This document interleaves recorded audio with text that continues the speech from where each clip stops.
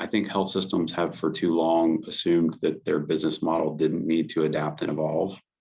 And they felt perhaps even entitled that it shouldn't and wouldn't. And they haven't been skating to where any puck was going to be because they didn't expect the puck to move.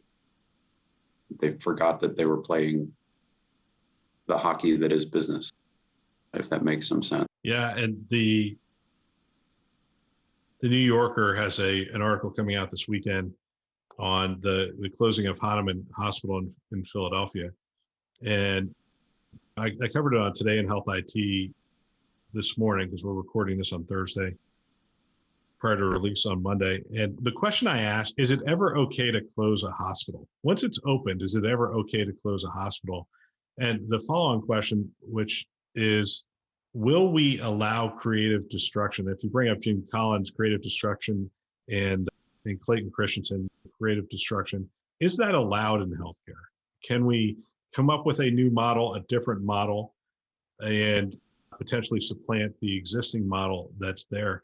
It's interesting. That's a tough question to answer because so many lives are impacted every time. Well, a place like Hahnemann is, first of all, it's been around for 100 years.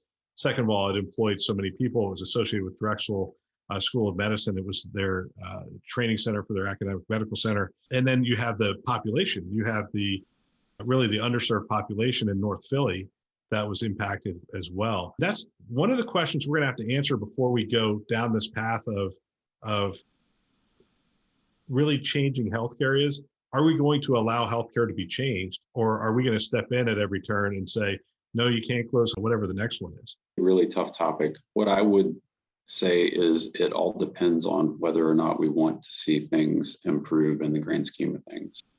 The fastest way to prevent improvement is to allow or even enable stagnation.